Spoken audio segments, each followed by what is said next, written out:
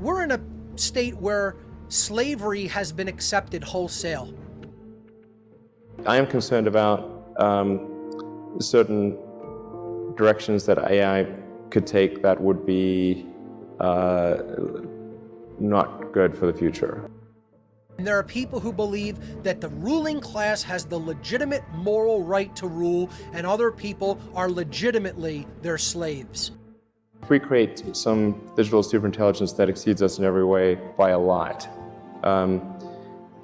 it's very important that that be benign. This is really where we're at in humanity, worldwide. And the vast majority of people have accepted that paradigm. And what it is a cult, religious belief system that is completely false, completely erroneous. And so actually with a few others, I created OpenAI, which is an AI,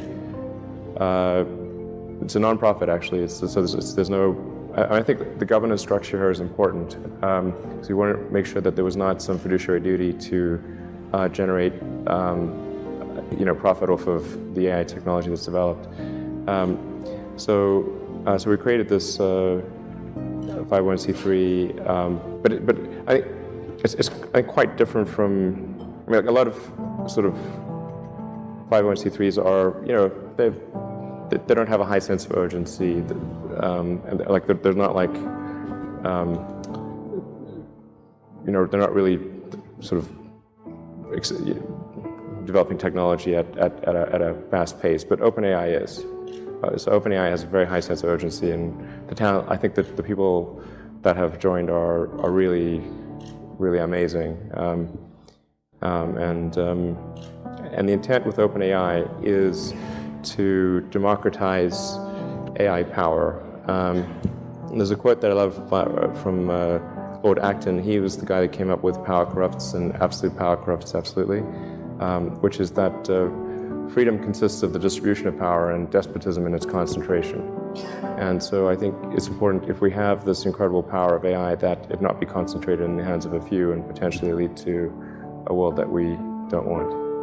It's difficult, it's called the singularity because it's difficult to predict what future that might be, except I don't know a lot of people who love the idea of living under a despot. I don't think people generally choose to live in a democracy over a dictatorship. There's not enough people speaking out in courage that is a false paradigm and belief system. This is what the message that we have to put out there to this body of the population that still believes the mainstream media narrative and still believes the government narrative. To believe in authority is to condone slavery. That is exactly what it is. Stop sugarcoating it and start saying what it is to other people. To believe in authority is to condone slavery. If you are a believer in authority and you are a believer that there is moral legitimacy to government, you are someone who is saying, I believe in and condone slavery, because that is what the right to command and rule other people is. It is slavery, and that is what government is on its face. And I will not sugarcoat that is what it is. I'm here to put that out there as the plain and simple truth and encourage others to do the same. There is no such thing as the right to rule or command others. And we have to stop believing that there is, because to even believe it is to condone slavery. And it's completely immoral, and it's completely based on violence. So now what's happening is that the narrative of this masterclass is being said never to be questioned. It is not to be questioned by members of the slave class. This is what all this social shaming is all about by the members of the cult. See, the cult members want to point fingers at other people who don't believe their worldview of authority, their authoritarian worldview.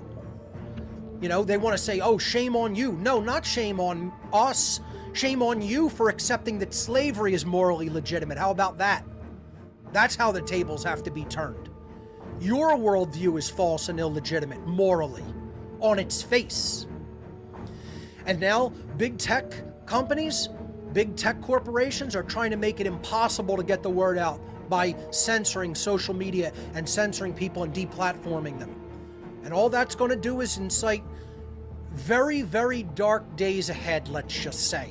It's already turning in that direction because of how people have been oppressed.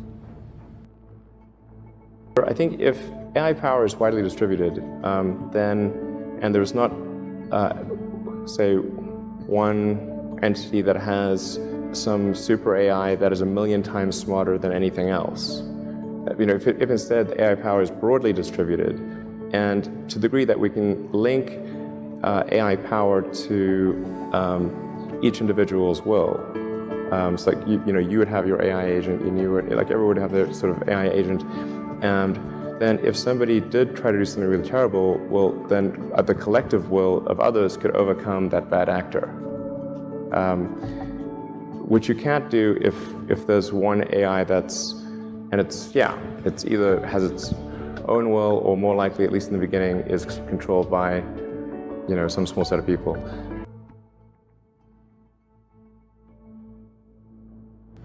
And people don't understand it's a powder keg. It's not just a powder keg here in America, folks. It's a powder keg worldwide. And you better psychologically prepare yourself. And I'm telling everybody out there, it's because most people who say they're for the truth and for freedom didn't do their work. They failed at their job to morally educate the public. There is not enough of the voice of truth. The reality is spoken into existence, ladies and gentlemen. The universe is spoken into existence. What we experience in our daily reality, in the aggregate, in the collective, is based upon what people said, what people accepted into them, the information they took in, and that is what informed their behavior. And now what the ruling class wants to do is try to make it impossible to get that word out there, and they are going to ensure a violent outcome as a result of that. That's what I've been trying to prevent from day one, and that is what I've been trying to tell my viewership and listenership, that it is your personal responsibility through your actions to help prevent by teaching people true morality. And unfortunately, we're failing in that job. Collectively, we're failing in that job, and you're going to see the result of that failure in the physical world. These people believe that all alternative viewpoints of reality, perspectives of reality, are to be banned and banished and even possibly made illegal. Okay? And people who don't accept their worldview as it is put out there by the mainstream media and the government and other quote-unquote officials or quote-unquote experts is not to be challenged, and they are to have their rights stripped from them if they don't accept that worldview. Well, I don't accept your worldview. I believe my knowledge is far superior to yours, and I'm not afraid to tell you that. The real reality of this is no one has the right to force a worldview upon others. We have the right to speak what the truth is. I can't ultimately force it on anybody. I could just show an ignorant person how they've been deceived.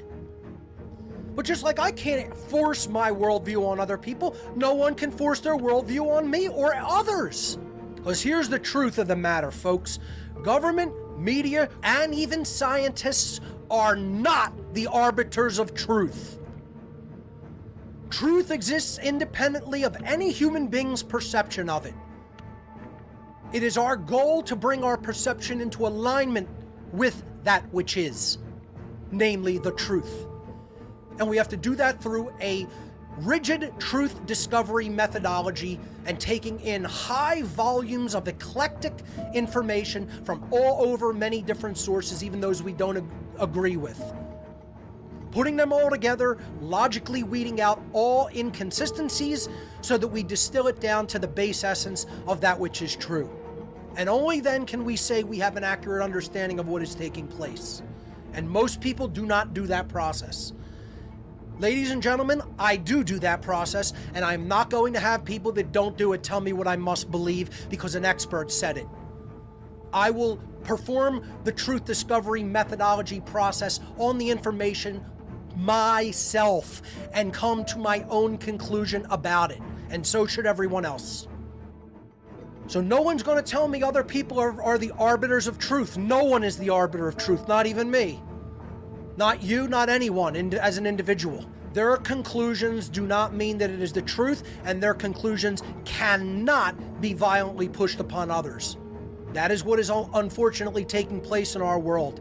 People with no knowledge just completely giving into fear. And the biggest fear is fear of the unknown, because fear of the unknown is what holds people back from knowledge and higher awareness. See, if you fear knowledge because you fear what you might discover, it is going to create a feedback loop of fear, because fear comes from lack of knowledge. Those who are informed are not in fear. Ignorance is what creates fear.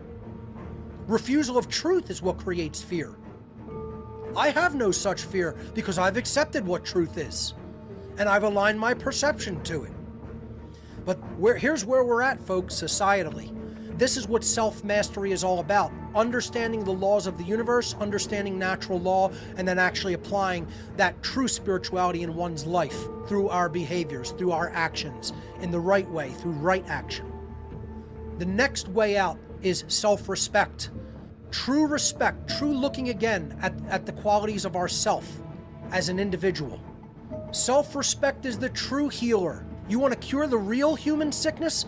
Then apply the true healer, which is self-respect, first and foremost. This is the development of internal courage, to look at the truth and then to speak the truth publicly.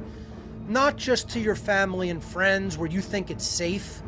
It needs to be out there publicly in a courageous way where you're telling people, I'm not afraid. You know? Turn off the lying, fear-mongering, state-controlled media. It is an affront to self-respect. Stop believing that others have the right to command you.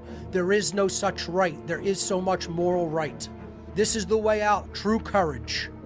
Courage is the universe's protection. It's universal protection. We talk about, protective equipment, to shield us from illness.